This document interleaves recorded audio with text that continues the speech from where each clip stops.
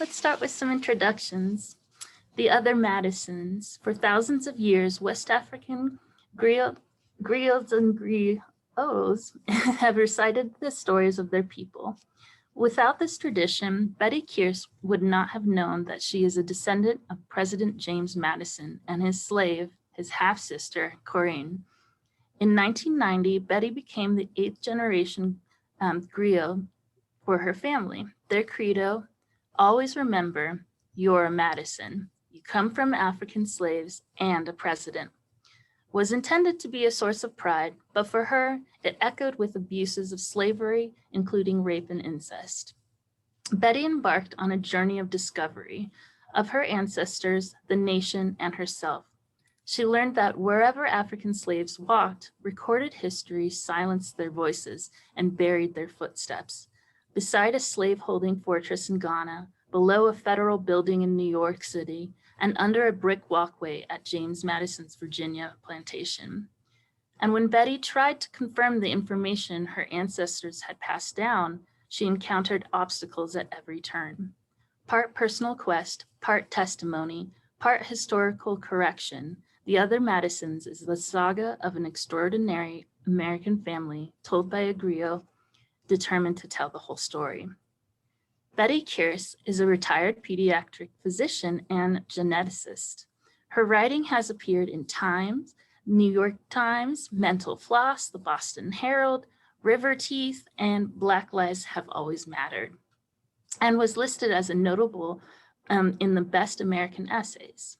She lives in Santa Fe, New Mexico. Cecile Lipworth is a passionate change maker, recognized as a leader and catalyst in movement building, supporting social change in a global scale. She is the host of a weekly feminist radio show, Brave Space. Cecile consults with statewide and international women-led organizations, harnessing her expertise in movement building, event producing, fundraising, marketing, and communications to support their work. She grew up in South Africa and has lived in Santa Fe, New Mexico for 22 years. Please welcome Bettye and Cecile for a conversation. Thank you, Jessica. Yes, thank you, Jessica. And first, thank you, Bettye, for inviting me to be in conversation with you this afternoon. It's always such a pleasure. We've had a number of conversations and I love everyone and learn something different every single time. So I really appreciate it. And I appreciate the library giving us this opportunity to have this conversation this afternoon. Indeed. So I'm going to start off actually with the library because, you know, the library is giving us this opportunity, and a library is a place where stories and books are housed and read and reread and reread, obviously, by thousands of people. And as Jessica mentioned in the introduction, you are a griotte and the storyteller, that you hold the stories of your families, of generations of your family's journey. And so I wonder if maybe we could just start off at that point of explaining to the audience who may not know, what is a griot or griotte, and how did you actually become the griotte of your family? Oh, thank you for that question. Griots and griots are West African oral historians. So griots are the women, and it's spelled G-R-I-O-T-T-E, and a griot is the male, is G-R-I-O-T. And no one really knows how long they have been in existence, but it is certain that it's thousands of years, quite possibly before the birth of Christ. And these women and men are trained throughout their lifetime to repeat the history of their people. So they must have remarkable memories because they just tell the whole history, going back to the beginning. And they also, so that's sort of, the more distant kind of global role that they play. But they also tell the personal stories of those people who made up that history. whether there's a common man or great conquerors or leaders or whatever.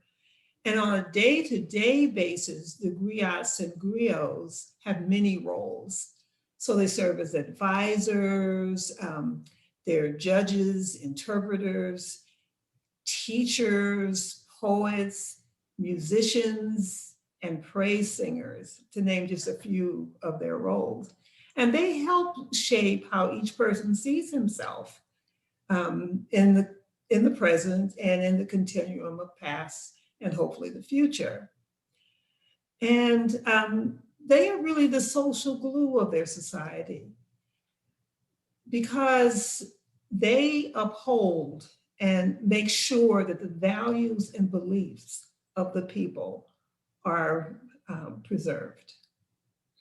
Well, I mean, you want to know about me? Well, I do want to know about you, but I just want to say that, I think storytelling obviously is as old as the beginning of man, because we didn't have written ways to write the story. So the oral tradition was the most important thing, I think, in order to pass the stories down. But I do want to know how you became the griot of your family, holding the tradition and the stories of your family, because it's something that is also passed down to you. And there's actually a story that you tell about how you were given the information because how do you get the information when it's passed down?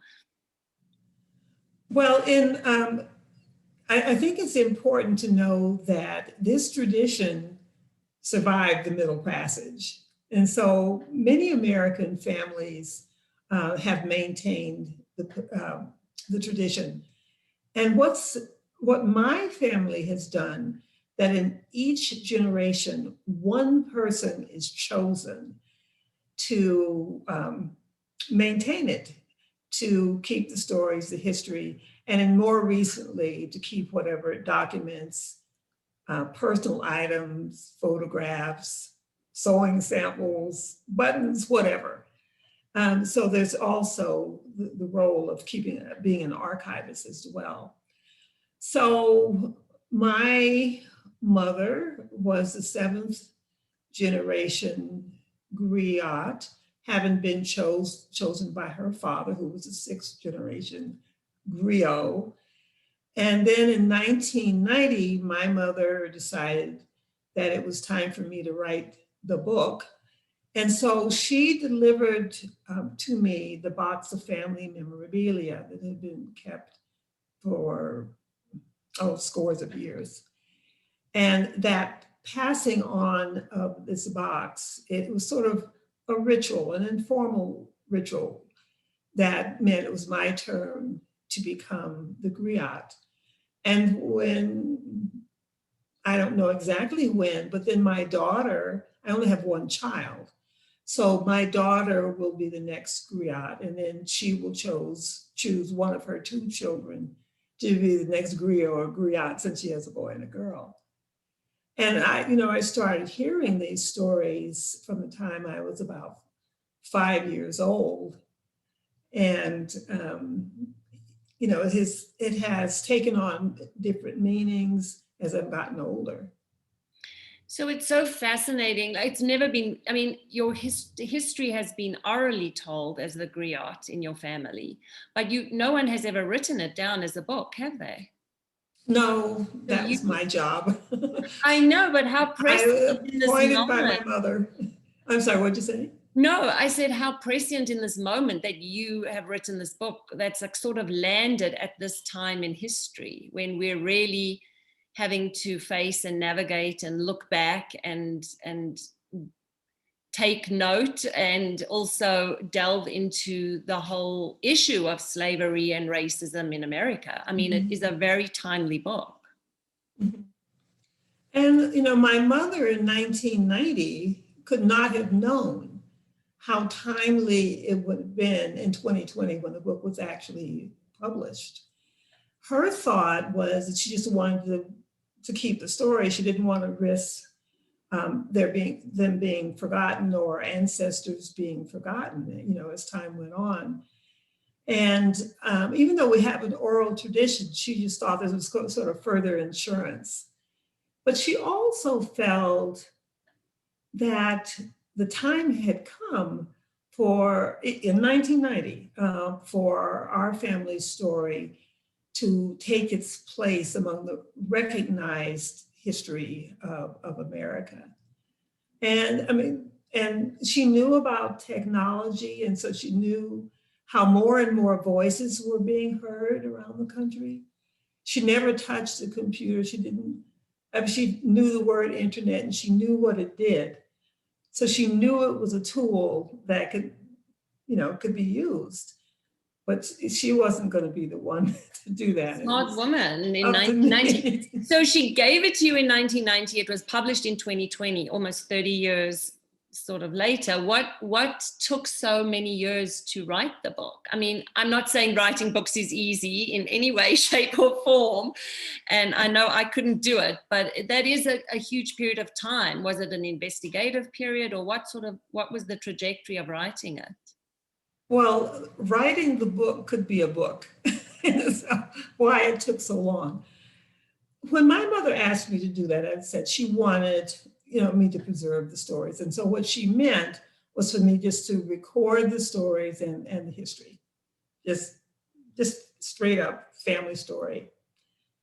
And, you know, in historical context. But, you know, as I wrote, I realized that our family story has some unique aspects to it, but most of our family stories, which are experiences over the generations, were shared by millions, really, of other African-American families. And so I tried to write, well, I didn't try. I did write a book of fiction. I wrote the whole thing. So first I wrote a whole book of family stories and history. Then I wrote a whole book of fiction. But then I was in a writing course, a very rigorous writing course at Radcliffe College in Cambridge, Massachusetts. And there were about 20 people in the class. They did not like my fiction.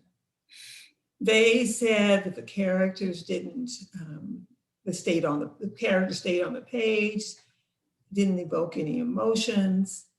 And so, you know, I had failed as a fiction writer because those, you know, you want your characters to live and you want people to be able to identify with them and to have emotions around what's going on with their characters. So I had failed. However, I had written a prologue that described how my mother first heard the stories and how she learned, how she and her brothers learned their letters of the alphabet on the trains that passed behind their house in a small town in Texas. So they learned their colors, they learned their letters, they learned their words, and they learned the stories too. And so the class was intrigued by this. It was kind of, it was like a memoir, a mini memoir. So it took me a while. They said you should write the whole book like that, but I just really wasn't up for writing a third book. So what I did then was I wrote a series of personal narratives. I don't want to call them essays, but I wrote maybe 10 or 12 of them. And then I began to see themes in them. And I was able eventually to link together these themes. But concurrently, I was doing research, and the research took time. So I was traveling. I went to several states around the country, and then I went out of the country. I went to Lagos, Portugal, to learn more about the origins of the transatlantic slave trade. And then I went to Ghana, West Africa, because that was where my family's first African ancestor in America was born, and she was also our first griotte. And so trips take time. Another thing that took time was that I had to grow. You know, I was a kind of a spoiled kid, you know, and I was beginning to realize there was something important about me that I didn't know about.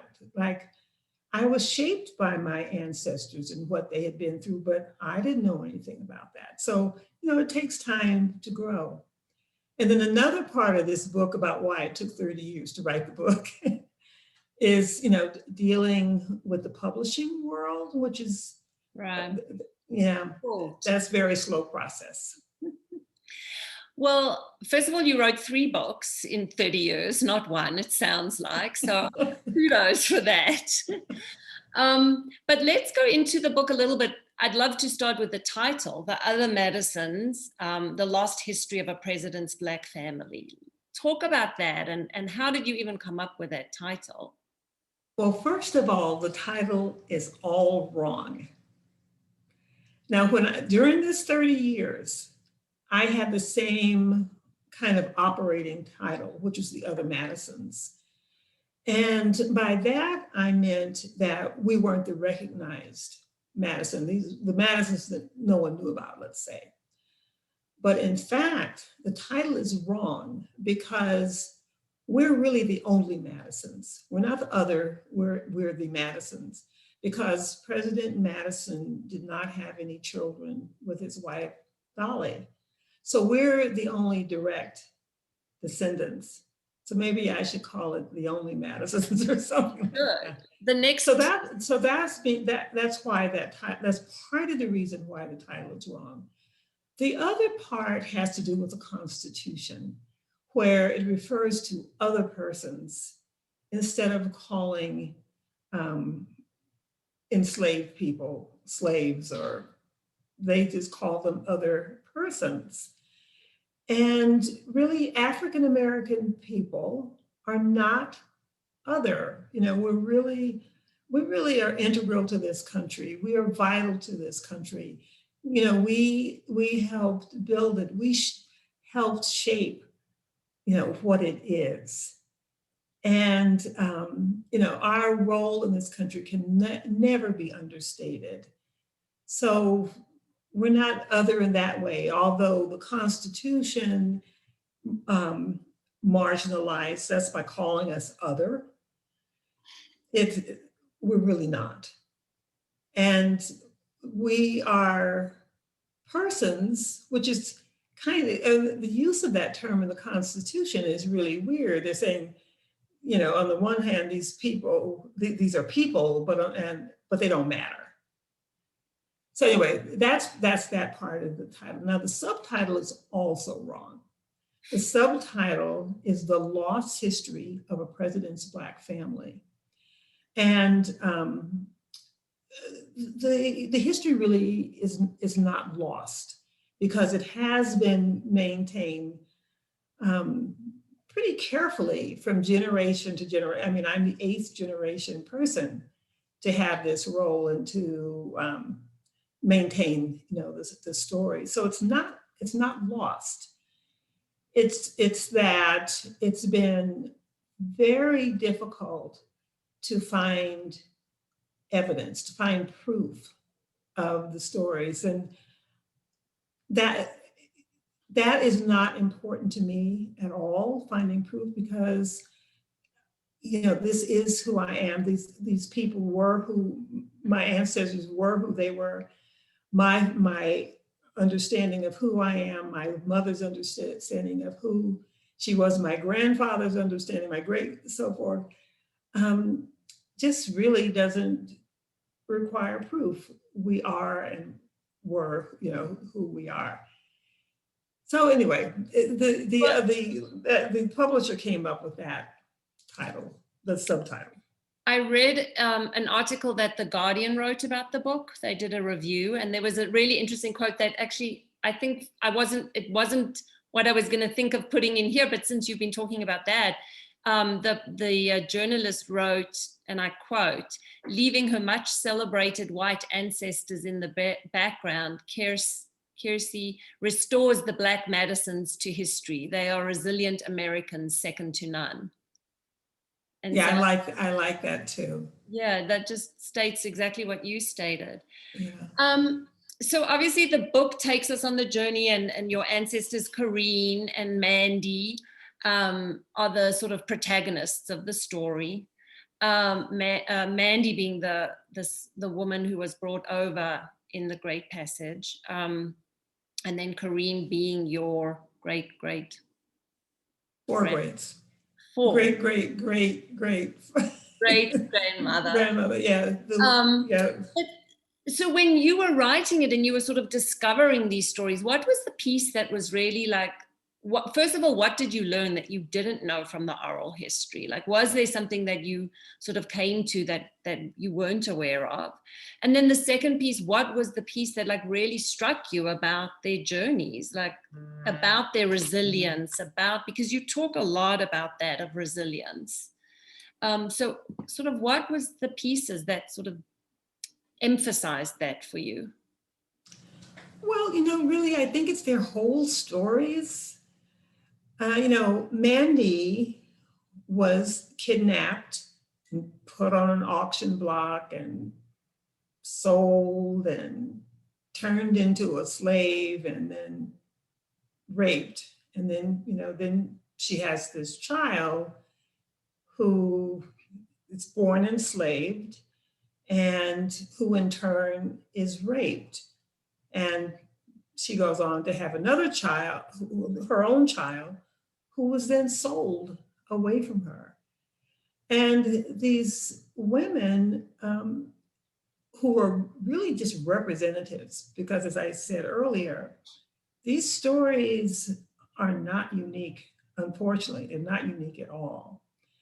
But these two women and the millions of other enslaved women bore children that they could easily lose. So on Mandy's story is that she knew that her daughter was being born a slave and would risk being raped as she was, and there was nothing Mandy, could do to prevent that.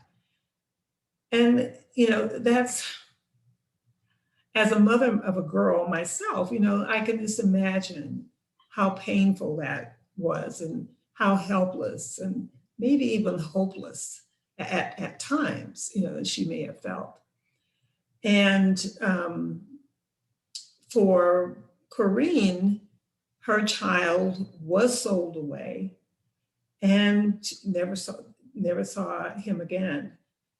But, she went on, she survived. She passed down her values and her beliefs and her, her strengths to all of us, alive today.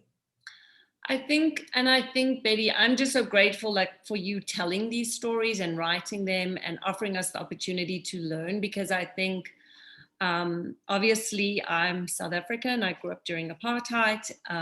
I'm here in America in this moment where we're trying to really reckon with slavery and the history of it. And I think, I have a daughter too, and the thought of that happening, of being taken away, of being sold, it just, that the empathy that we need to have in order to understand and to reckon with our history is vital. And if it wasn't for books like yours, we wouldn't be able to do that, I don't think. I think that's the most important piece of literature and book writing. So thank you for sharing that with us.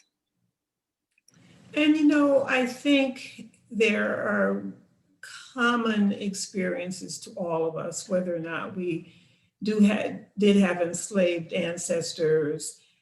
We all experience loss that we somehow must confront and conquer, the possibility of being devastated by those losses. So I think of other women too, when I think about Black women and our enslaved ancestors. Yeah. I just think it helps us as white women or other women to just get in touch with that, because the privilege we've never had that. Many of us haven't had that experience, or our ancestors haven't. So again, just appreciating that. The family credo, I want to talk a little bit about that. You are a Madison, you come from an African slave, you come from African slaves and a president. You know, Jessica mentioned in her introduction that that was something you didn't really relate to, or you weren't fond of, I think. I can't remember exactly what she said. But my question is that you've spent the last year and a half since the book came out really doing these incredible interviews. You're getting great response to it. Do you have a different feeling about that credo now than you did when you began it? When I began, you mean when I first heard it? Yes, when you first heard it, I meant. Well, when I was only 5 when I first heard it. Okay. And so I thought that my mother was just trying to get me to behave. You know, like she was setting up a standard, you know, like, don't be, you know, sit still, you know, you come from a president. You know, you had enslaved ancestors too, but you know, these people behaved better than you did. She didn't actually say that, but that was really the implication. You know, because that's when she would remind me, is when I wasn't quite behaving the way she wanted me to. And then as I got older, it took on different meanings. It became a guide to the way I should live my life. I should honor my enslaved ancestors, and I should live up to this legacy of descending from the 4th president of the United States. You know, that was considered a big deal, especially, you know, to my mom. But as I got older, the credo, I began to question the credo. I mean, what is really behind this credo? What is it really saying? And what it is saying is it's talking about rape and incest, and you know, all of the abuses of slavery are inherent in this credo. So the credo is intended to be inspiring, and in many ways it is. But when you really look at what's behind it, there's some really ugly truths there. And so I confront them in this book. Yeah. I mean, there's the whole story of the visiting. You know. Oh, yeah. Do you What want a term. Do you want to talk a little bit about that? Well, that's the term that my mother and grandfather used. I don't know how far back it actually goes, that term. But neither one of them wanted to use the word rape. So they would call it visiting, because the master would go from cabin to cabin and decide which woman he wanted to visit. And so it's just a really benign circumlocution of a really horrible event. Yeah. Well, I think, and that's also part of this reckoning, right, that we're sort of going through now at this moment of history. And I think this book is so relevant to that.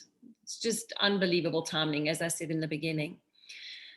What do you think Mandy would think about her story being told now, and Coreen? Do you think what would they think about this? Would they be proud to know that you've told this story? Oh, I think so. I think so. It's one of the things that Mandy used to say that she passed down, is to be fighting mad. And that is, you know, to channel your anger towards strength.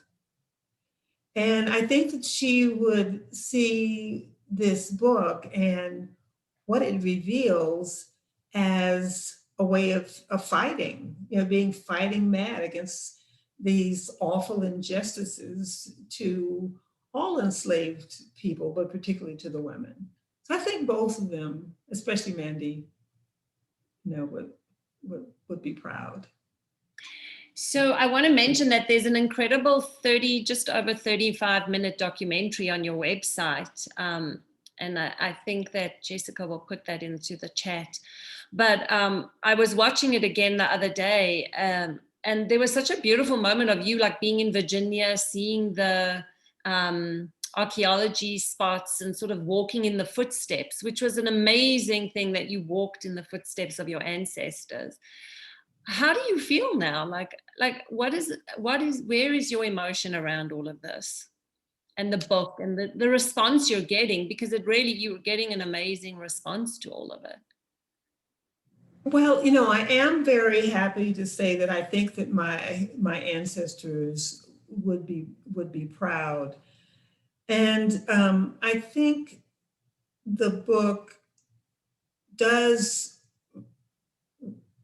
I hope it does a number of important things. But one of the things that I hope it does is that it really humanizes the experience of slavery. So, you always read in the history books that there were 4 million slaves freed, supposedly by the Emancipation Proclamation. That's a story too. And that there were, 10 million, or the number changes, 10 million, 20 million people who were stolen from Africa. But I hope that the book does is to make it clear that those were 4 million individuals who were freed, or 10 or 50, whatever the number. It's really not that clearly known, but 40 million individuals. These were real people that had real emotions and needs and loves and personalities and beliefs and values and things they enjoyed, things they hated. Maybe they loved to sing, but these were people just like those of us that we see every day. Yeah, human beings. Yes, we're not a number that contributes, right, or we're more than a number that contributes to a massive statistic. So we've talked a lot about Mandy and Coreen, but your ancestor James Madison. Can we talk a little bit about what does that feel like to you? Like, he was the president, one of the presidents of America, the United States, the fourth. He had a hand in writing the Constitution. He was a heavy hand in writing the Constitution. And he was a slave master, and yet he is, by effect, your great, great, great, great, great grandfather, right? Like, yes. It's such a it's kind of a mind-blowing thing. Yeah, well,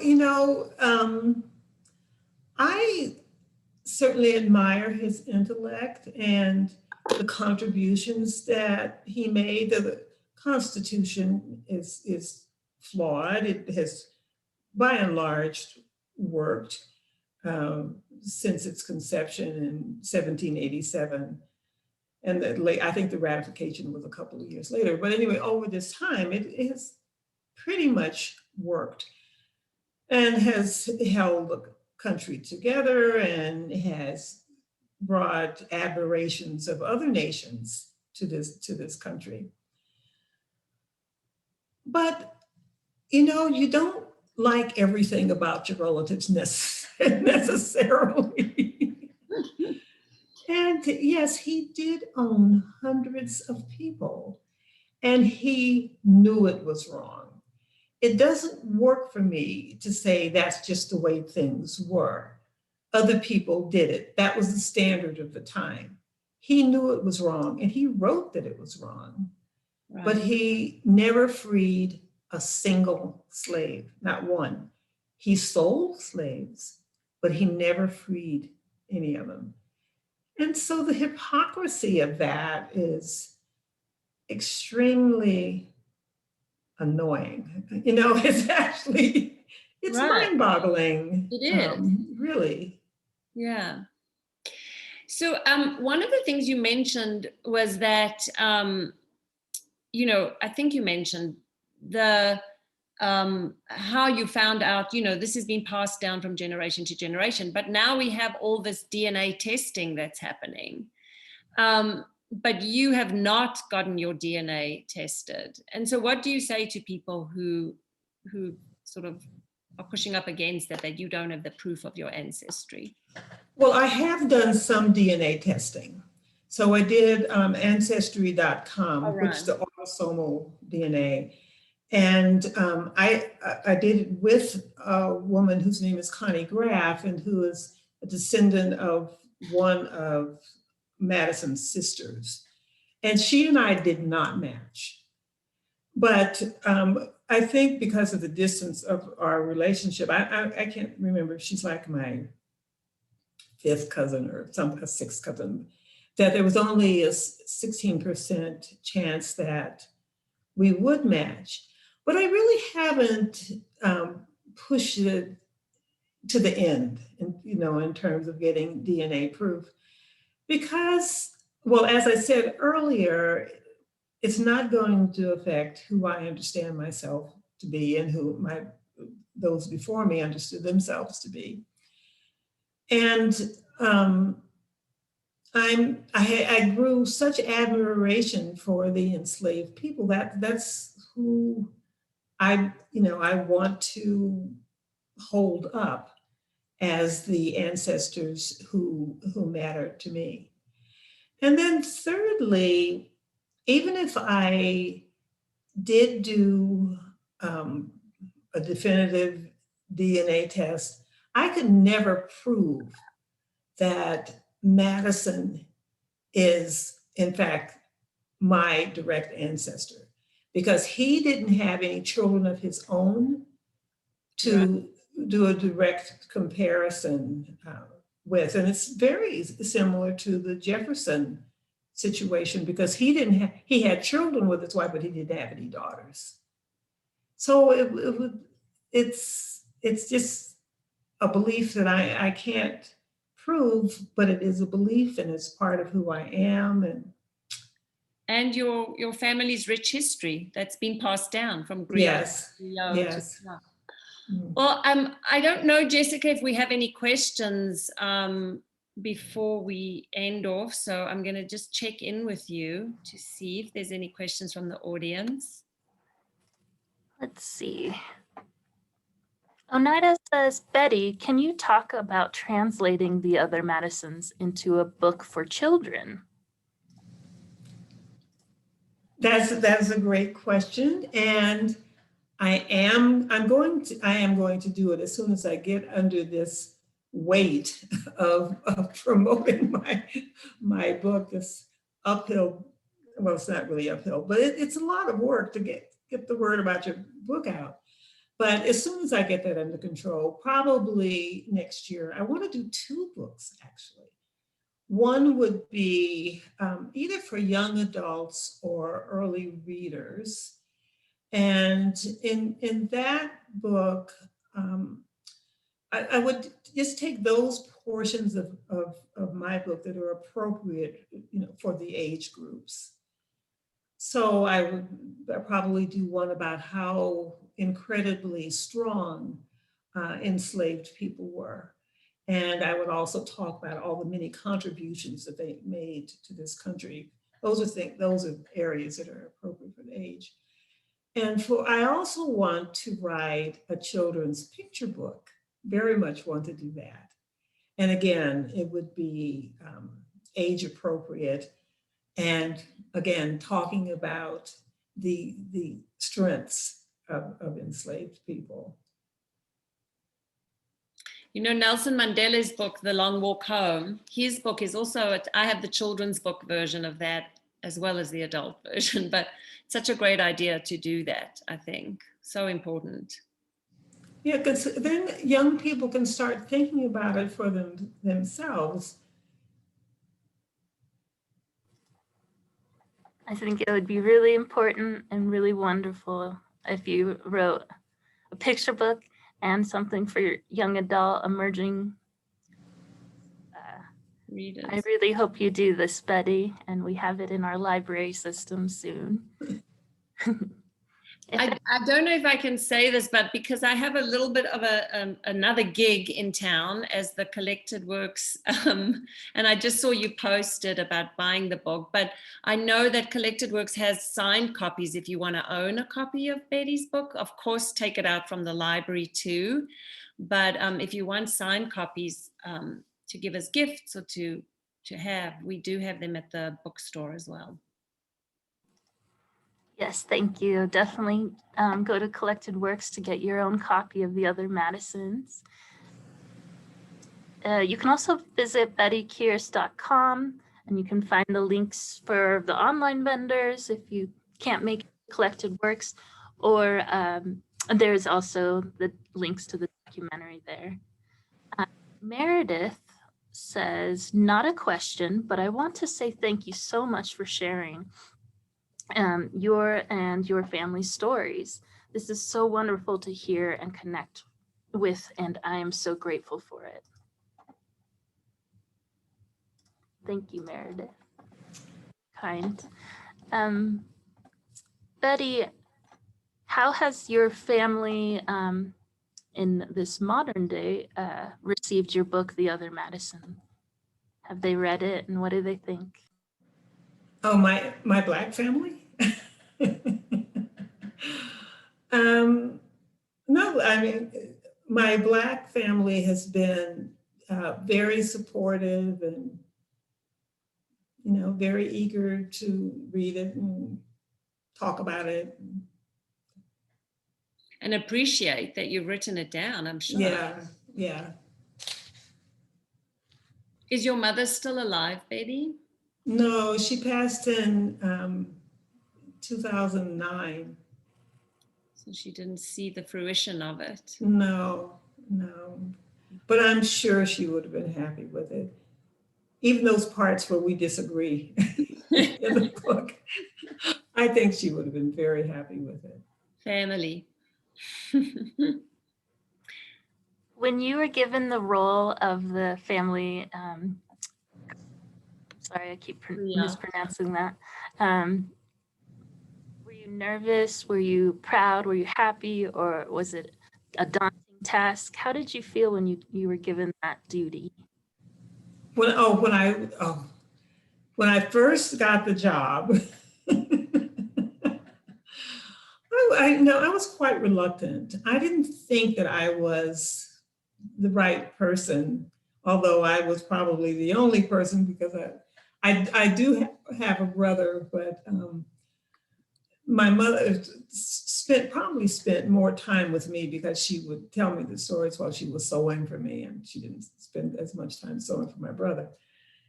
But by 1990, I had really begun questioning the credo. And my mother always honored Madison and honored the slaves, but she really honored Madison, a great deal. And I didn't feel real comfortable confronting who he was, all that he was, the good and the bad parts of who he was. But I realized that in order to tell the whole story, that's exactly what I had to do. So I did it. I lived up to what I thought needed to be done with the stories, with the book. And that's why, as another part I mentioned earlier, that's part of the reason why it took 30 years to write it. Bettye, what do you pass? You were given the box of memorabilia. Does every generation add something to the box to give to the next generation? So you'd give that box, as you said, to your daughter, who's going to continue to be the griotte in the family? Yes, every generation adds something to the box and adds stories and adds kind of their own take on things. So when I pass it on to my daughter, well, I have it easy. I'll just put the book in. The book. I don't have to think about what to put in them. But I have other things as well, because the people at Montpelier were extremely helpful to me whenever I went there. I've been there many times, and they have given me information about Madison and about Montpelier that I will add to the box. And then I'll pass it on to my daughter, and then she'll interpret the stories that the way she sees fit, as you know, for her generation. She'll decide what's important in those stories to pass on. And she'll add, I don't know what she'll add. I love that, though. That's an amazing gift. I kind of wish my family had done that. I was just thinking that. But, Yeah. yeah, that's so wonderful. Awesome. When you were writing the book and doing your research about the family, and you were questioning the creed, did you find your discoveries affirming or more painful, or a little both? I would say they were mostly affirming, because I recognize more and more what remarkable, strong, talented people, you know, my enslaved ancestors were. And I also realized that when they died, they didn't take those qualities with them to the grave. And so they helped shape who I am, and who my daughter is, and who my grandchildren are. And their strengths will go on as long as the stories are passed down. Because those stories include our values and beliefs, and talk about the strengths and all they endured. You know, it can be done.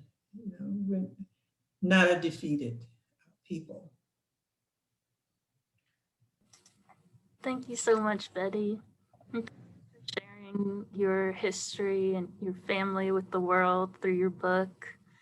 I encourage everyone to check out The Other Madisons or buy your copy of it, and definitely check out the documentary online. It's free to watch. Thank you all for being here for this wonderful program, and thank you to the Friends of the Public Library for sponsoring this event so we could have Bettye and Cecile here today. Cecile, you're a wonderful interviewer. You asked great questions. I learned so much today from you both. Well, thank you. Thank thank you all. you. And thank you to the library. And again, Bettye, thank you for inviting me. It's always, as I said, always a pleasure to be in conversation with you. Yeah, you know, Cecile, you are a fabulous interviewer, because you're not an interviewer. You are a conversationalist, a participant in an important conversation. And you know, you have your own perspective, which broadens it. Thank you. Well, I'm just so fascinated as well. And it is such important history that we don't learn about, you know, we just don't know enough about it. And so I'm just thrilled to be able to ask the questions and get to learn and to deepen my own knowledge and education, and just my understanding, and how to also just be a better present person in the moment of what we're trying to accomplish in the world. So I'm so grateful for your friendship. Thank you. Oh, likewise, Cecile. Thanks, Jessica. Thank you all for watching this afternoon. Thank you all. And this will be up on YouTube as well later, probably tomorrow, if you'd like to share with your friends, family, those you think would be interested. Thank you a million times, Bettye and Cecile. Really appreciate you. And everyone stay safe, read books, read The Other Madisons, and have a great rest of your day. Thank you. Yes, Bye, thank everyone. you.